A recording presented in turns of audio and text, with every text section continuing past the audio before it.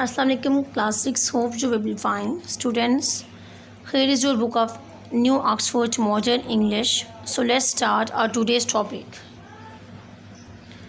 Dear students, today we will complete exercise B and exercise C of unit 2, the ransom of red sheep. So let's start our today's topic. Exercise B part 1 and 2 are included in our syllabus, so we will complete them. Exercise B part number 1. Use these words and phrases in sentences after on. Discuss them first. कि उन्हें आपने discuss भी करना है और साथ इनको words और सेंटेंसेस में यूज़ भी करना है. स्टूडेंट्स, मैं आपके जो तमाम वर्ड्स हैं और उनके सेंटेंसेस ये रीड आउट करूँगी फॉर योर बेटर अंडरस्टैंडिंग, ताकि आप सही तरीके से अपने सेंटेंसेस को समझ के तो इन्हें तैयार कर सकें. फर्स्ट वन है जी ट्रीचरी. ट्रीचरी होता है धोखा देना या बगावत करना. Selling state secrets is an unforgivable act of treachery. कि अपने स्टेट से रिलेटेड जो सीक्रेट्स हैं उन्हें बेचना या किसी दूसरे को बताना, ये नाकाबिले माफ़ी जुर्म के तौर पे जाने जाते हैं. स्टूडेंट्स, यहाँ पे मैं आपको एक बात से भी बता दूँ कि लाजमी नहीं कि you have to learn the sentences that are written on your notes. You can make your own sentences. Okay students. Number 2 है जी फिरोशियस, खौफनाक किस्म का. The ferocious panther is chasing the rabbit. के फिरोशियस पैंथर वो rabbit को chase कर रहा था. नंबर 3 है जी प्रोपोजिशन. प्रोपोजिशन है जी आप किसी को कोई प्रपोज़ल पेश करें. Making easy money has always an attractive proposition. कि आसानी से पैसा जमा करना हमेशा से एक चमकदार ऑफ़र रही है या एक मतलब कि रोशन आइडिया या ख्याल रहा है. सरप्टिशियसली हमारे पास आता है वर्ड के मीन बग़ैर क्या करें, मतलब कि देखे या जाने बगैर या किसी की नज़र में आए बगैर आप कोई काम करें, तो ये इसका सेंटेंस हमारे पास आएगा. Ali surreptitiously had a look in the answer book. कि उसने बिल्कुल गैर मतलब कि देखे बगैर, किसी की नज़र में आए बगैर अपनी आंसर बुक में एक नज़र देखा. Stood by you. Stood by you का मतलब है कि हमेशा आपके साथ खड़े रहना हर अच्छे या बुरे वक्त में. Your friends stood by you in trouble. Next है जी F get on my nerves. कि मेरे असाब पे सवार हो जाना. The noise of those children gets on my nerves. कि उन बच्चों के शोर की आवाज़ मेरे नर्व्स पे या मेरे असाब पे छा गई है. Like a leech. एक जोंक की तरह चिमट जाना. He fastened himself tightly like a leech of Bill's leg. कि उस बच्चे ने खुद को या उसने खुद को बिल की टांगों से एक जोंक की तरह चिमटा लिया. पैस्ट अप होता है कि जो हमारे दरमियान कोई भी मिसअंडरस्टैंडिंग होती है या मिस्टेक होती है उसको क्लियर अप करना. तो इसका हमारे पास सेंटेंस बना हुआ है जी they have pasted up their differences. कि उन्होंने अपने डिफरेंसेस का पैस्ट अप कर लिया, उसको ठीक कर लिया. नेक्स्ट है जी take it off your hands. आप किसी को कोई चीज़ हैंड ओवर करें और बाद में उससे वो ले लें, तो उसका सेंटेंस आएगा I shall take this work off your hands if you promise to pay me. कि अगर तुम प्रॉमिस करो कि तुम मुझे पे करोगे तो मैं सौंपा गया काम तुमसे वापस ले लूँगा. नेक्स्ट देखिए जी students, look at these sentences from the passage and change them into correct English. कि इन्हें आपने करेक्ट इंग्लिश में चेंज करना है. ये नॉन स्टैंडर्ड वे में दिए गए हैं.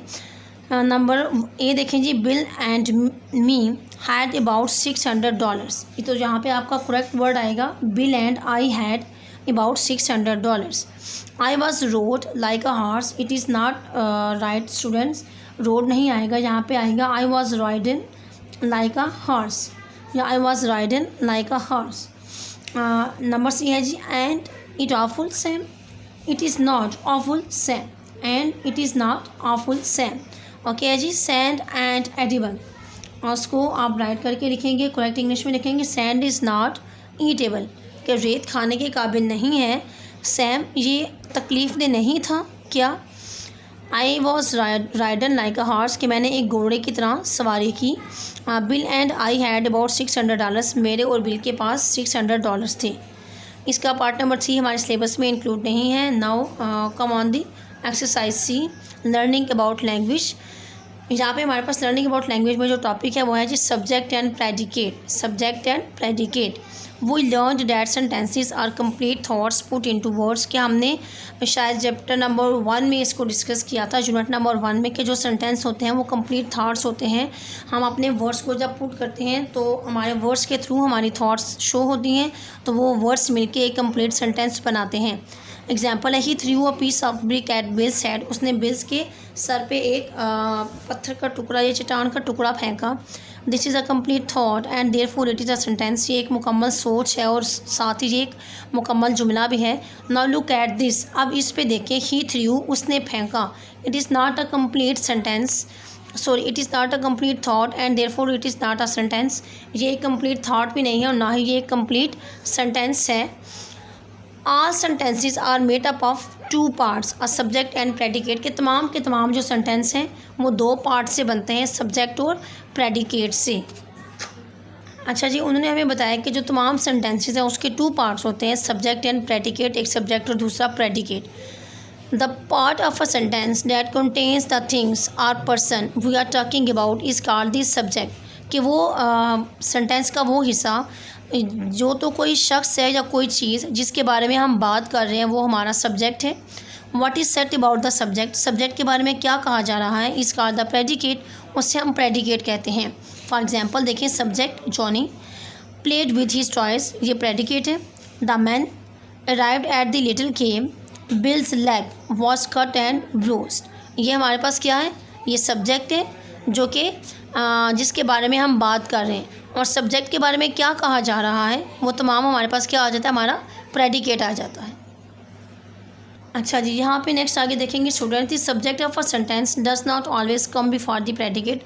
हमेशा ये नहीं होता कि जो सब्जेक्ट है वो प्रेडिकेट से पहले आए, जबकि सब्जेक्ट प्रेडिकेट के बाद भी आ सकता है, प्रेडिकेट भी फर्स्ट पे हो सकता है।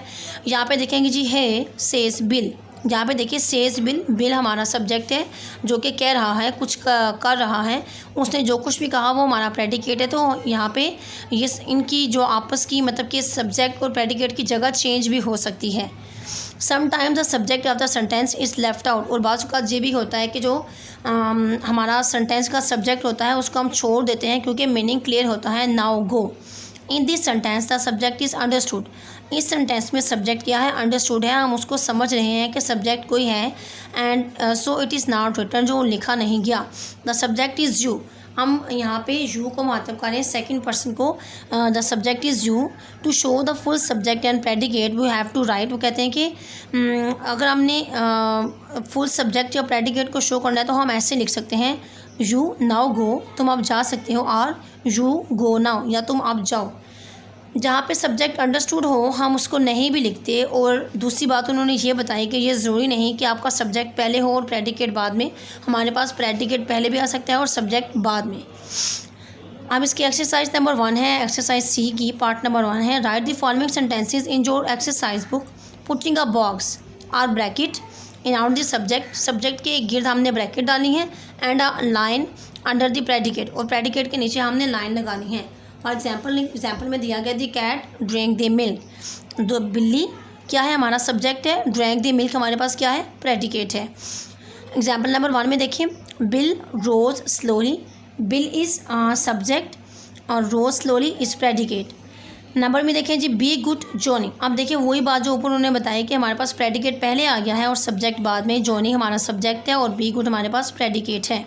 यहाँ पे देखें, now I want you to go home. जहाँ पे हमारे पास मिड में आ रहा है सब्जेक्ट, हमारे पास आई हमारे पास सब्जेक्ट है, बाकी हमारे पास now want you to go home हमारे पास प्रेडिकेट है। आगे देखिए जी, nobody got any sleep because of the nice. यहाँ पे नो बॉडी हमारे पास सब्जेक्ट है, got any sleep because of nice हमारे पास प्रेडिकेट है।